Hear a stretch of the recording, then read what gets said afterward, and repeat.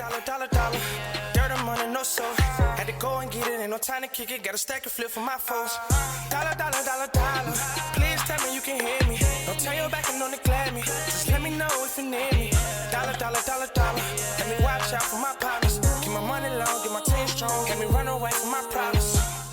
Yo, what's good, original crew? It's your boy DJ New Kid, your girl. Sierra Nicole. We're back on the channel with another Mr. Ballen. Back with another Mr. Ballen for y'all, man. Another time for another story, man. We got inside of a Nigerian death factory. Now, I've been wanting to do this one for a little while. I just didn't know when we should jump on it. So, hey, we got it now, man. So, with that being said, we ain't going to hold y'all. We going to go ahead and get into the story. Also, I know, should we address that? People asking for a specific one that we ain't going to be able to do it all. You can, but...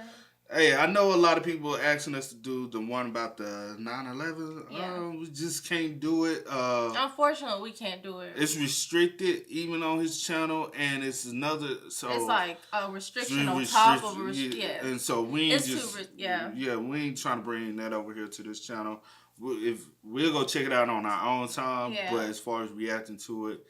Other than that, if that wasn't the case, then we would definitely do it. So yeah, it's too restricted. Don't think we ignore y'all. We're not.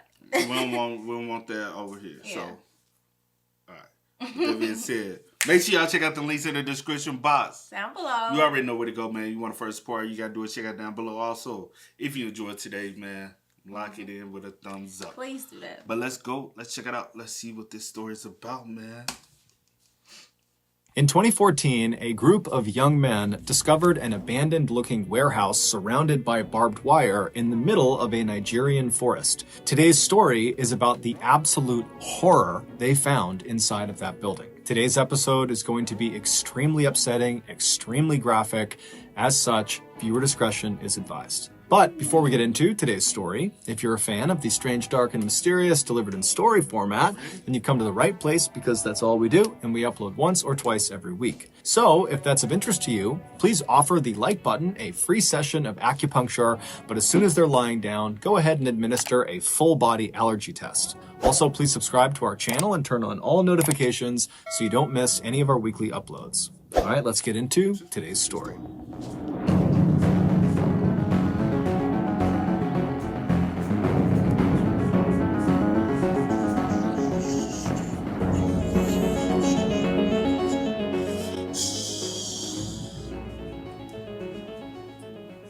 In Nigeria, motorcycle taxi drivers are called Okadas, and in Ibadan, which is one of Nigeria's biggest cities, home to 3.5 million people, there are a lot of Okadas. However, despite their massive numbers, these Ibadan Okadas are actually a fairly tight-knit community made up primarily of young men. And so in early 2014, when 2 of these Okadas went missing, the community immediately found out about it and was really concerned. And when the police did not appear to be doing much to actually go out and find these 2 guys, the community of Okadas decided to launch a search of their own. Basically, as they went about their day, driving around the city, dropping fares off, all of these Okadas would be going down side streets and looking in back alleys and checking all over the city for their missing members. But despite their best efforts, they never could find them. Then, on March 22nd of that year, a 3rd Ibadan Okada vanished. He was a young man named Lanre Sadiku, and unlike the other 2 riders who went missing while they were at home, Lanre went missing while he was working. Lanre was part of a group of Okadas within the city who all kind of met up on the same city street, and that's where they stayed throughout the course of their day, trying to wave down fares as they came up. And so everyone in that meetup point all knew each other, and so they all knew Lanre. And on the day he went missing, they recalled seeing him driving away from this meetup point with 2 passengers on the back of his bike. Now, typically, the rides these Okadas would offer to their passengers were very short. They're only driving them just around the city. And so it was very quickly noticed that Lanre had left and after several hours had still not come back yet. when it was noticed by the other Okadas, they began talking about it, and someone said, give him a call, make sure he's okay. And so they called his cell phone, and Lanre did not pick up, which was highly unusual, not just for Lanre, but amongst the other Okadas. They always have their phones on because they're looking for new customers, and customers could be calling them, and so their cell phone is a vital part of their work. And so his phone is off, they don't really know what to make of that, and then out of nowhere, Lanre actually calls this group of riders. However, he was calling them on his second cell phone. Lanre would keep a work phone and a personal phone, so he was calling them on his personal phone. And so when this other Okada answered the phone and heard Lanre's voice, he put the phone on speaker so the others who were concerned could hear what was going on. And what they heard was Lanre, totally hysterical, screaming into the phone that he needed help. He said that he and 8 other people he was with, who he didn't even know, had been kidnapped, and their kidnappers had brought them to this underground prison cell. They couldn't see anything, but they could hear people walking above them. Lanre also explained that when they had been kidnapped, the captors had taken all of their belongings, but they hadn't recognized that Lanre had this secondary cell phone, which is why he was calling from it. And so in between Lanre's frantic descriptions of what was going on and what had happened to him, these Okadas that received this call, they can hear in the background these other 8 people that are with Lanre in this underground cell screaming out as loud as they can, probably to get the attention of someone, anyone who was above ground who might be able to come down and save them. And so these Okada riders who are getting this call from Lanre, they're horrified, and they're trying to calm Lanre down so he can explain where he is so they can go find him. And finally, Lanre, he does compose himself, and he gives them really specific directions to this footpath that led into the Soka forest where he said he had been taken. The Soka forest was a very dense stretch of wilderness right on the outskirts of Ibadan. Lanre would tell them that he had no idea where specifically in the Soka forest he was. However, he said, if you just keep walking on that path, eventually you'll hear us calling out from underground and you can come and save us. And so as the riders turned on their bikes and they got ready to head out and go rescue their friend, they told Lanre to stay on the line. Let us keep talking to you until we find you. But as they're telling him that, his phone abruptly cuts out. And then when they tried calling him back, his phone was off. About 40 Okadas. Somebody probably found out and took the phone. But that's so crazy, bro. Like, oh, I'm like, what is that? But for something like that to happen, like, you know what I'm saying? And that was smart of him to always have 2 phones. 2 phones. A work phone and a personal phone. Yeah, and whoever did the searching, y'all ain't searching good. Because, they just expect people to have just one phone, and that's that. Smart though. From Lanre's meetup spot, took off together and sped down city streets until they hit this major highway that would take them out of the city. And then once they were out of the city, they went down this other road that brought them right towards the Soka forest. And then as this road put them right up against the tree line on their left side of the Soka forest, they all began looking for the 2 burned out cars that Lanre had said marked the beginning of this footpath they were looking for. And so sure enough, they find these burned out cars, they park all their bikes off on the shoulder of the road, and they quickly realize that this really is a footpath only. There's no way they can get their motorcycles onto the path, not only because the burned out cars are blocking their way, but because the path itself is so overgrown with vegetation. I mean, they can barely see the path, let alone drive something through it. And so the men leave their bikes by the side of the road, and then unarmed, they walk past the burned out cars onto this path, and then because it was so narrow, they had to walk more or less in a single file line into the Soka forest. And so as these men are basically marching into the woods, they're not making any sound because, again, they're trying to listen for the sound of their friend and the other people that have been taken captive somewhere underground. And so they're silently marching through this forest when all of a sudden the guy at the front of the line thinks he hears something way up ahead. And so he holds his hand up to stop the line, and they all stop and they're trying to listen. And then all of a sudden, about 50 feet ahead of them through the trees, this man they didn't recognize suddenly jumped out from behind a tree. He yelled something at them, and then he raised his gun and began firing in their direction. The 40 Okadas immediately turn around and just sprint back down the path, right back out to the road. They hop on their bikes and they peel back out towards the city. When they finally get back to the meetup spot they had all originated from, they realize they can't just leave Lanre and the other people he was with out to dry. They have to go back and rescue them. They considered calling the police, but given the lackluster response to the other two missing Okadas, they realized they probably would have a higher chance of saving their friend and the others if they just went themselves. And so I figured they were gonna have somebody out there watching. Yeah. You know, like if they capture something like that, they're not just gonna. Like you're gonna have guards, you know, making sure no one is coming in, making sure no one is going out if they, you know, escape. are able to escape. But, like, and then all of a sudden y'all just start, you know what I'm saying? And then they have, you know, they're armed, and you know, they're not. So it's like. And then they you know what I'm saying? 50 feet, and then they 50 feet ahead. And 9 times out of 10, they got assault rifles. That's a good distance enough for I can get your attention, but you can't get up on me, you know.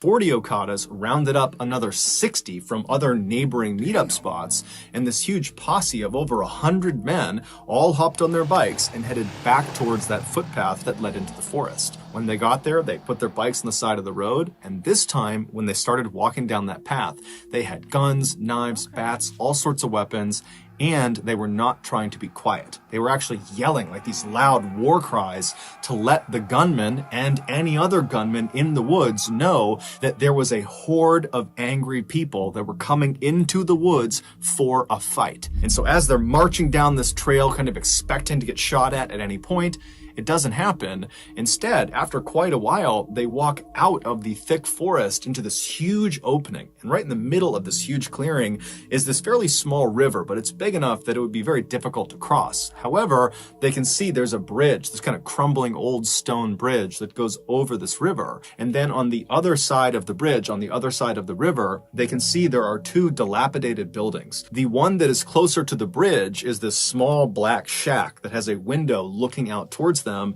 and from their perspective, they're maybe 100 feet away from this shack.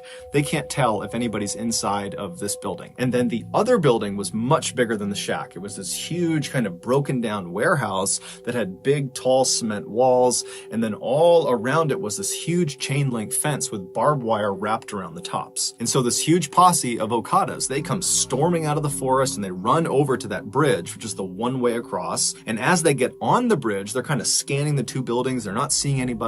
And then one of the men, they look down underneath the bridge and they actually see Lanre's motorcycle. It's lying on the banks of this river, kind of tucked up underneath the bridge as if someone had stolen it. And so everyone already knows Lanre is somewhere over here. We're going to go find him. And so the men, they get over the bridge, they go to that first building, that black shack, and they open up the door. It's a plywood door and there's no one inside, but the shack is literally stuffed full of hundreds and hundreds of articles of clothing and shoes. And so after kind of looking this over and not really sure what to make of it, the posse moved on from the black shack and made their way up to the fence right in front of this huge warehouse. And when they reach the fence, they're kind of expecting to be met with some sort of resistance. I mean, the last time they were out here, they got shot at. And so they begin yelling into the warehouse for anyone in there to show yourselves, come out here. But it was silent.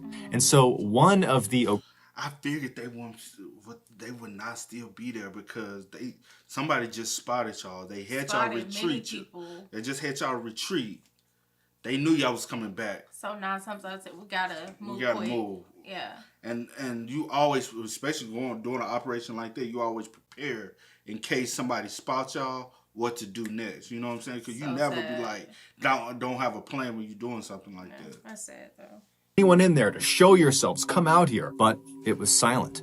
And so one of the Okadas that was part of the posse had brought along bolt cutters as a weapon to use as a club if he needed to. But as it happened, he began to use the bolt cutters for their actual purpose, and he bent down and actually cut a huge hole in this fence so they could go in and explore this warehouse. And so after a large percentage of this posse had gotten inside the fence line, they began walking around this huge warehouse to try to find an entrance inside. And so as they're walking, the windows that lead into this warehouse, they're too high up, so you can't actually see what's going on inside. It's silent. There's a pretty bad smell, but they don't really know what to make of this. They walk around the structure, and when they get to the very back, they find an entrance. All it is this big rusted piece of tin metal, like sheet metal, that's propped up against a gap in the walls of the warehouse. And so one of the Okadas grabs this piece of metal and he pushes it out of the way. And then as soon as he did that, a few other Okadas quickly stepped through the threshold into the warehouse, preparing themselves to have to fight potentially if there are gunmen or anybody else inside that might want to do them harm. But as soon as they see what is inside of this warehouse, they immediately lower their weapons and just stare in abject horror. According to the locals who lived actually in the forest relatively near where this warehouse was, they said there was actually another way to get to this particular area, to get to the warehouse. There was another path that was very rough, but it was big enough for one vehicle that came in from the other direction. Now, the locals said they didn't use this path at all. They didn't even know where it originated from. But they said for the last 10 years or more, they have seen one vehicle use this road all the time to get to the warehouse. And it was this black Jeep with black tinted out windows, and they said it would typically show up most nights of the week around 8 p.m. And they said it would just go down the road, it would make its way over to the warehouse area, and then around 9:30 p.m. they would hear or see the black Jeep leaving. Now, none of the locals knew who was driving this Jeep, although they knew it was a man. That was really all they knew. And they had no idea what this man did when he got over near the warehouse. However, for the last 10 years, every time this guy was over near the warehouse from 8 to 9:30 at night, they would typically hear screams coming from that part of the woods, coming from the warehouse. And when the locals brought their concerns to police, the police just kind of blew it off and didn't do anything about it and actually told the people, don't worry about it. And so over the years, the locals had kind of just accepted that this man in his black Jeep and the screams coming from this warehouse were just a part of life. And so no one even reported it anymore. Had the police followed up on the locals' concerns about this Jeep and the screams, they would have discovered that that warehouse was actually a storage facility for a very in-demand and very illegal product. And that man who drove that black Jeep, he would take this illegal product and he would bring it back with him in batches and he would sell it on the black market. When this posse of 100+ Okadas pulled that metal door aside and they stepped into the warehouse, they were not met with any resistance. Anyone that had been there, any other gunmen or guards or anything like that, they had fled when they heard the sound of this massive posse whooping and yelling on their way in. And so as these Okadas are standing inside of the structure surveying what's in front of them, the first thing they noticed is right in the middle of the structure on the ground is this cement slab. It's about 4 feet by 4 feet, and one corner of this slab was elevated slightly by some rocks that had been placed under it, kind of propping it up, pitching it on an angle. And then just off of the side of the lowest point of the slab was this wooden bowl that had dark stains inside of it that was positioned in such a way that if you put water on the slab, the water would drain off of that corner directly into this bowl. Basically, it was there to catch any runoff from whatever was happening on this slab. Around this cement slab, all over the dirt floor, were bones, some with meat on them. And then beyond the bones and beyond the slab, all around the perimeter of the inside of this building were extremely malnourished, catatonic people chained up to the walls. These people were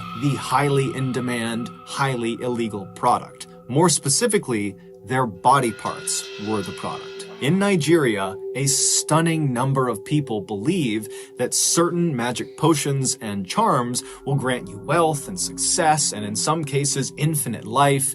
But the catch is, the herbalists who will perform the magical rituals and give these potions and charms to people that pay for them, they often require human body parts for them to work. And so human body part factories, like this warehouse in Soka Forest, were established in order to meet the high demand of people that needed these parts. And so the way it's believed it worked at the Soka Forest warehouse was the man in the black Jeep. He would get orders from people that wanted specific body parts for their magical potions and charms and whatever else they needed, and he would make a list of those parts, and then at 8 p.m. he would show up at the warehouse and he would communicate with the people that worked at that warehouse, and they would determine out of all the captives they had who had the parts they needed, and then after figuring out which captives were going to be used that night, they would go into the main section of the warehouse, and one by one they would unchain these people, they would drag them to the center of the room, and in full view of all the other captives, they would put them on the slab known as the slaughtering slab, and they would hack off the required body parts and would bag them up, put them in coolers, and then the man with the black Jeep, he would take those parts and he would leave, and then the person who's just been butchered, if they were still alive and might have a chance of surviving, they'd just be brought back to the wall and chained up again. If they did not have a good chance of survival, then they'd be brought to the very back of the warehouse in the back rooms where they would be discarded. Now, the means of execution varied, but in the back rooms of this warehouse, they found a makeshift guillotine, which cuts off people's heads, and they also found a large crocodile that was chained up. And so it's likely that those were at least two of the methods used to discard of the people they could no longer harvest organs from. After You know what's so crazy though? 9 times out of 10, the reason why the police never came, the police was on payroll. The police knew what they were doing because it's a longevity ritual that they've been doing for years and years and years, so and they know about it. 9 times out of 10, because I've come across or heard stories about I'm not gonna say, I don't know. Obviously, it's pretty pretty often that they do it, but I've actually heard stories about that, and then I guess with some police officers, I guess the family, if you want your family member to be found or for you to actually do your job and do something, you gonna have to pay up, and then they'll probably do their job for a couple of days and won't find anything and just give up on it because 9 times out of 10 they know what's going on, and it's sad because they got the more money. Yeah, they got way more, and that's the reason why they never came out to this area. Because you got to think about it. Not only are y'all hearing the screams, y'all smell. Y'all smell it. Because y'all getting all that odor from dead bodies or decaying bodies or even the blood. All this.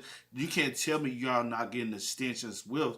And the police, if they even come out there, what's that foul odor? I'm surprised they didn't smell it.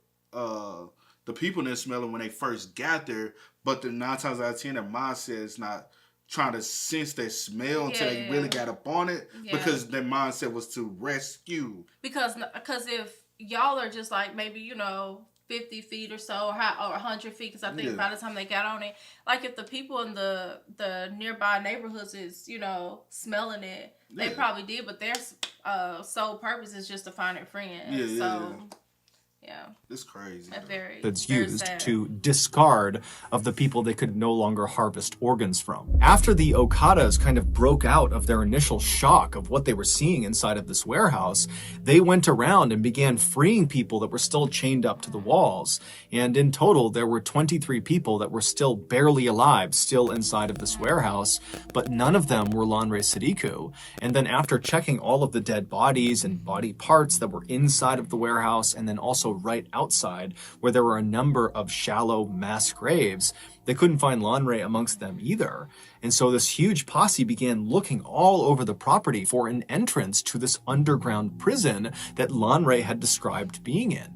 But they couldn't find it, and so eventually this posse made their way back over to the survivors who were being tended to by locals that had come over, and they asked the survivors, are you aware of any underground prison cells somewhere around here where other people were being held? But the survivors either didn't know or just were unable to speak anymore. And so later that day, when the police did come out, because word got out about this huge find out in this forest, the posse went to the police and begged them to please begin digging up this entire property. We need to find the entrance to this underground prison cell. Lanre and 8 others, and who knows how many others beyond them, are trapped underground in these cells, and we got to get to them. but the police just kind of refused and immediately just demolished the warehouse. And then after kind of cordoning off that area for a couple of days, the police basically just left and stopped caring about it altogether. And so the Okadas once again came together as a community and would spend the next several weeks going back out to this forest and just manually begin digging up all over this entire property in hopes of finding their friend and the rest of these people that were trapped underground.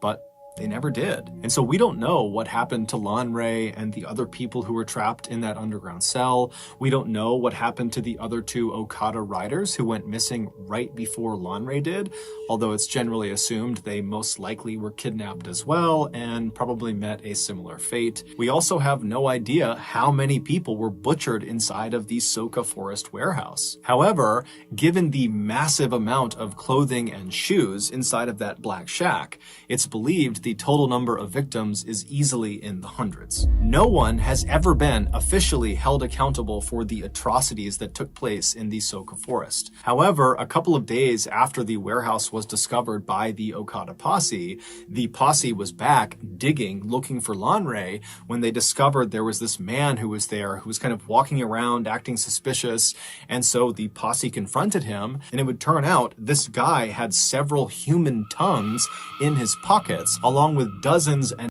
dozens of cell phone SIM cards.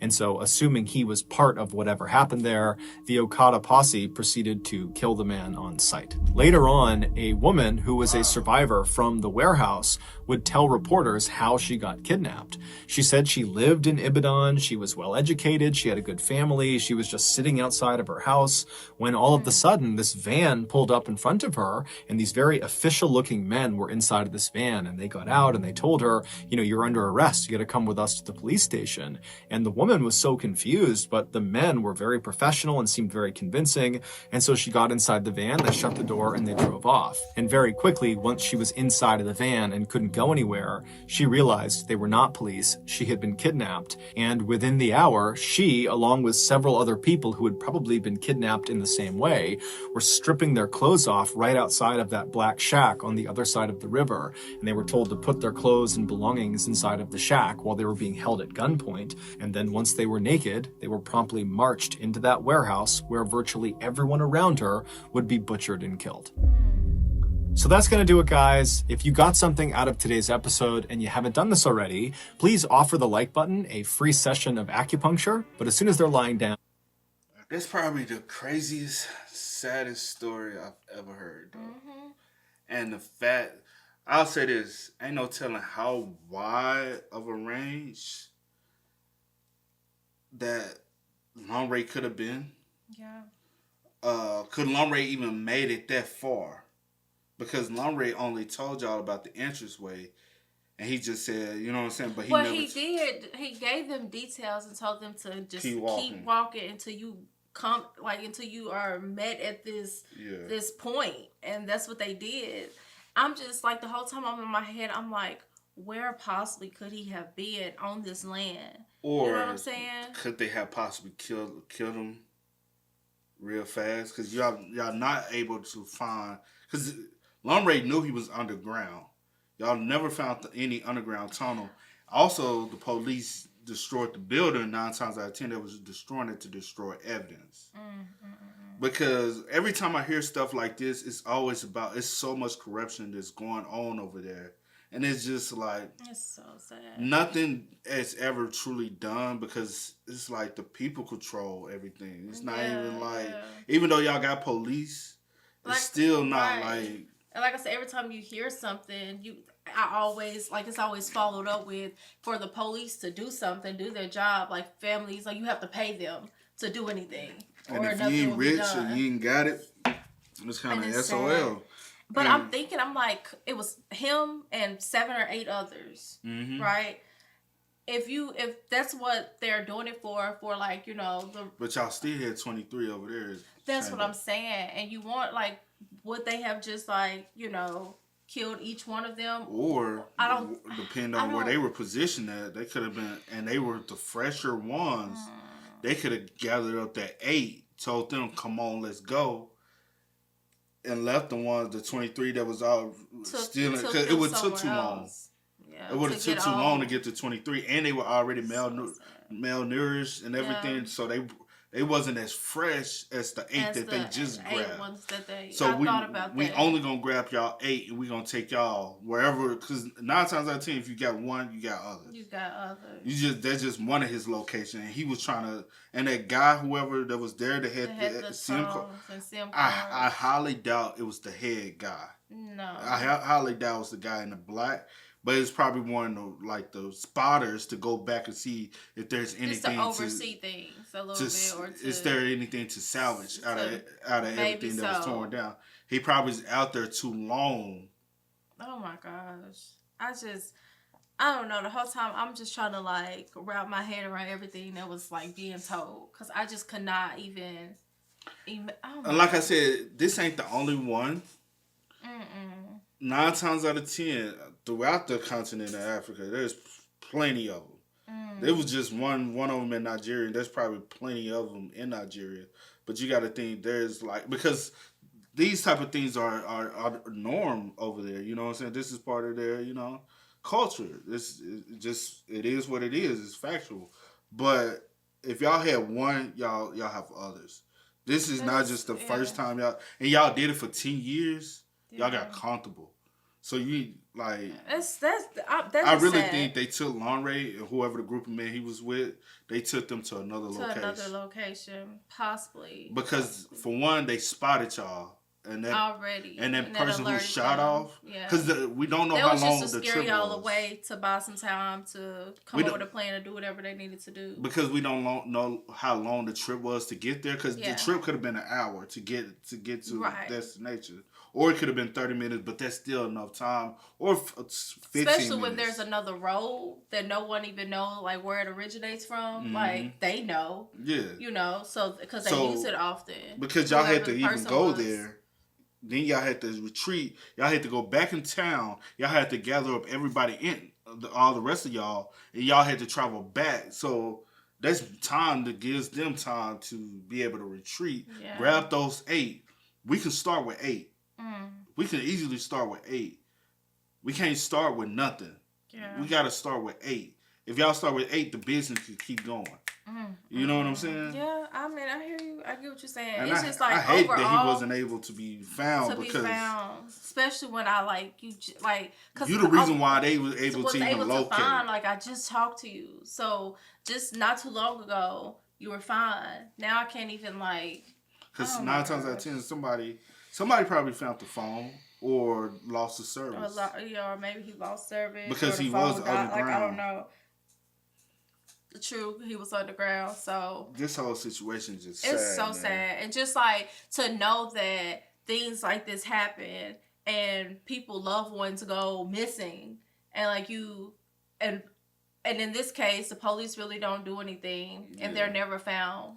I've heard after having roommates and people I know from Africa, every time there's something that's real personal, just every time something situation blow up and stuff, they be especially my roommates and them, they just be it's not what you think it is.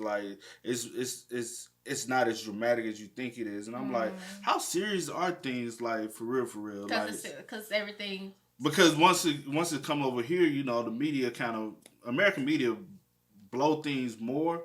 But I'm are y'all really? I'm is it really? What they're portraying it to be, or what is really real? Really? Yeah. Or are y'all just downplaying it? Yeah, and that's because it's kind of y'all norm. That's sad. Because this situation for 10 years became their norm of hearing people screaming, smelling the smell, seeing what they seen. But it's their norm, and it's at this point it's kind of let me mind my business so it won't happen to me. Right. Because if I keep snooping, if I keep doing, it's going whatever is going on over there is gonna happen to me. And it's sad. That's sad that you even have to something's going on, but you when reached out to the police, they're not doing anything. You really can't. Nothing's happening. Anything. It's been going on for years and years and years. So it's it's just kind of becomes you become accustomed to it. You just you hear it and just mind your business. And it's I hate that even has to be a thing. you know, that you know something terrible. You know, different screams. Like, that seems a little, you know. So it's just like... And then the police don't do nothing but come out there and just... Instead of truly investigating, they'll just bulldozer it down and go on about the day. Yeah, when there could be other locations, other places, which 9 times out of 10, there are other locations. I don't know. This was like... Yeah. I don't know. I really have no words, really, because I just could not even imagine. Because it's sick. It's sad. You know what I'm saying? It's every emotion. It's besides anything. And then even it makes you mad, makes you angry, but it's just like... And even the people that were there, that they were able to say, the fact that they even had to witness all that was going on around them. You know what I'm saying? That's life. That's traumatizing in itself. So, I don't know. But... Yeah. Oh, man, but with that being said, man, make sure y'all always spam us up in the comment section down below. Letting us know y'all thoughts and opinions, because this was a wild one, man. This is one I was not, like, really thinking that was be what it is, man. But as always, I do go by the name DJ Kid the Sis. Go and get it, ain't no time to kick it. Got a stack of flip for my folks. Dollar. Please